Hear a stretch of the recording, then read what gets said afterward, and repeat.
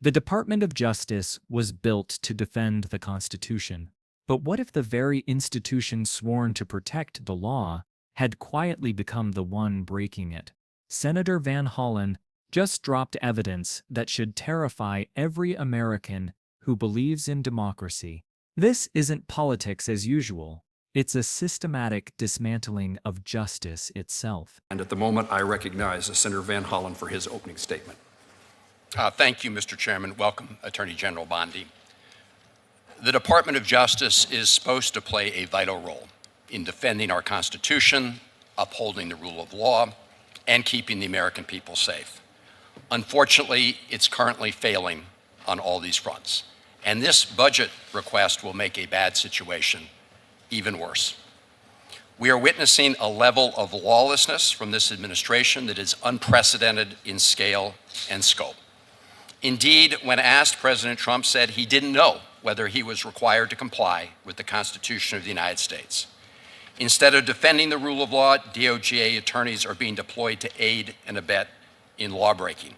Like just yesterday, Madam Attorney General, when the administration took, I believe, the unprecedented step of suing all the Maryland Federal District Court judges because of actions they took to protect habeas corpus and the constitutional right of due process. To date, the administration has faced nearly 300 legal challenges in federal courts. There are currently in place a huge number of preliminary injunctions and temporary restraining orders issued by judges appointed by presidents of both parties, including appointed by President Trump. At the same time, patriotic career civil servants have been fired for upholding their constitutional oaths. In January, the then acting Attorney General fired more than a dozen prosecutors simply because they had been assigned to work with Special Counsel Jack Smith. And dozens of others have also been wrongfully terminated. And you picked up where the acting Attorney General left off when you fired the pardon attorney after she declined to restore the gun rights to a close friend of President Trump with a domestic violence conviction. Perhaps most troubling, Madam Attorney General, is you have fired attorneys like the acting Deputy Director of the Office of Immigration Litigation simply for telling the truth in court. As he said yesterday, the whistleblower, in a complaint filed, quote, "I didn't sign up to lie." That sends a terrible message to every DOJ attorney who wants to both do their job and uphold their professional ethics and integrity. While spending taxpayer resources to defend this lawbreaking, the administration has proposed a budget that is a gift to our foreign adversaries, to the drug cartels, and to illegal firearms traffickers. Why do I say that? Let's look at each of those categories. On your first day, you disbanded the FBI Foreign Influence Task Force Office, which was established to combat secret malign influence campaigns by China, Russia, and other adversaries. On that day, you also restricted the scope of criminal charges under the Foreign Agents Registration Act. Your budget cuts the Drug Enforcement Administration and eliminates funding for the organized crime drug enforcement task forces, which coordinate interagency efforts to combat the worst drug trafficking cartels. And you're effectively dismantling efforts to go after illegal gun traffickers by attempting to dissolve the ATF. At the same time, this budget undermines local law enforcement by stripping away funding that's critical to protecting our local schools and reducing violent crime in rural communities. And many organizations that help the victims of crimes are running out of their fiscal year 25 funds because, for example, the Office of Justice Programs has only posted one grant solicitation for 2025. Meanwhile, under the guise of efficiency, your budget proposes to combine and significantly cut the three distinct DOJ grant-making agencies, including the Office on Violence Against Women, which you propose to slash by 30%. There is nothing efficient about reducing services to victims of crime. Your budget also indicates that transparency and integrity are not priorities of the Justice Department. Over the last 5 months, you've decimated the public integrity section. Public reports indicate that this office went from 30 attorneys to as few as 5. Your budget would also slash the department's oversight watchdog, the Office of Inspector General, by $42 million. Inspector General Horowitz told me that these cuts would result in the elimination of 140 positions, which would bring investigations to a halt and interfere with the IG's ability to conduct oversight of the department. I would note that it was an OIG investigation that helped uncover the FBI's serious mishandling of allegations of sexual abuse against former USA gymnastics physician Larry Nassar. Why target these key areas of public integrity, oversight, and accountability? So, Attorney General Bondi, I hope you'll answer our questions today. I say that because your department has failed to respond to any of the 9 inquiries I have made and have responded to only 2 of 38 letters sent by my colleagues, the ranking members of the Senate and House Judiciary Committees, Senator Durbin and Congressman Raskin. So, Madam Attorney General, we have much to discuss this morning. I look forward to your testimony. What Senator Van Hollen did in that hearing wasn't just political theater. It was a methodical dissection of how a justice system dies from the inside out. He revealed something unprecedented: a Department of Justice systematically dismantling its own accountability mechanisms while claiming to defend the rule of law. The most shocking revelation was the DOJ suing every federal judge in Maryland for defending habeas corpus and due process. The Justice Department used taxpayer money to attack judges for upholding the Constitution. This isn't legal disagreement. It's an assault on judicial independence, the principle that prevents any branch from becoming too powerful. Van Hollen then revealed a pattern of purges that should chill anyone who believes in institutional integrity. Over a dozen prosecutors fired simply for working with the special counsel. Career attorneys terminated for telling the truth in court.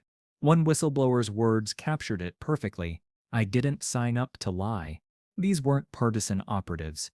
They were lifelong civil servants whose only crime was following their oath instead of political orders. But the firings were just the beginning. The senator exposed something more sinister: the systematic gutting of oversight itself. The Public Integrity Section, responsible for investigating government corruption, reportedly slashed from 30 attorneys to just 5. The Inspector General's office, which exposed the FBI's mishandling of the Larry Nassar case, facing $42 million in cuts and 140 investigators eliminated. When you destroy the watchdogs, you eliminate the witnesses to your own corruption. Simultaneously, America's defenses against real threats were being dismantled.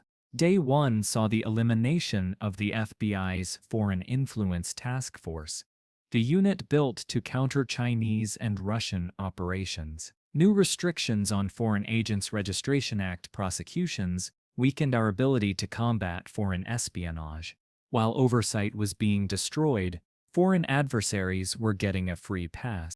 The budget cuts revealed the administration's true priorities: drug enforcement slashed, organized crime task forces eliminated, the ETF, which fights illegal gun trafficking, effectively dissolved. Even the Office on Violence Against Women faced a third. Local police and victim services running out of money while the DOJ spent resources defending its own lawbreaking. Van Hollen exposed the silence too. 9 congressional inquirers ignored. Only 2 of 38 letters from congressional leaders answered. This wasn't bureaucratic slowness. It was deliberate stonewalling, a calculated refusal to be held accountable to the people's representatives.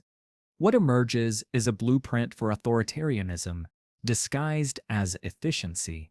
Each move seems small in isolation, but together they form a clear pattern: eliminate truth-tellers, defund oversight, ignore Congress, attack judges, and weaken defenses against real threats. This is how democracies die, not with coups, but with quiet restructuring. The most dangerous part isn't any single action. It's the shift in values. Justice no longer measured by constitutional principles, but by political loyalty. A department that punishes honesty and rewards compliance. When the institution charged with upholding the law becomes the one breaking it, the entire system loses its balance. Van Hollen's warning was clear: This isn't about one budget or one administration.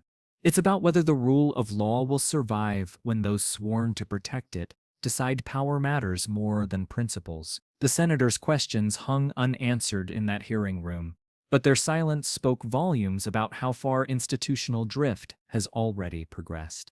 The historical parallel is clear.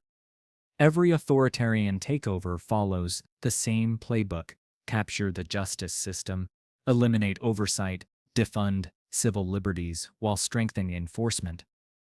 Van Hollen documented all three phases happening simultaneously. When prosecutors see colleagues fired for integrity, they self-censor. When judges face lawsuits for constitutional rulings, they hesitate to check power. When whistleblowers are silenced, corruption flourishes. This chilling effect spreads beyond Washington, undermining equal justice under law. The senator's most powerful moment came when he connected these abstract institutional changes to real-world consequences. Victims of domestic violence losing services, communities facing drug cartels without federal support, foreign adversaries operating with impunity. These aren't bureaucratic inconveniences. They're human costs of a justice system that has lost its way.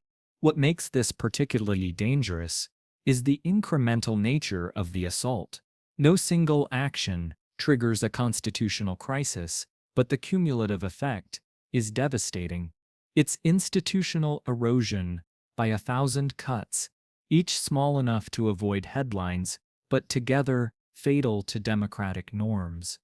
This is democracy's stress test, and the results should worry everyone who believes no one is above the law. Because when justice becomes a tool of power instead of a check on it, freedom itself is in the balance. Van Hollen's warning wasn't just about one hearing. It was about whether American democracy will recognize the threat before it's too late to stop it.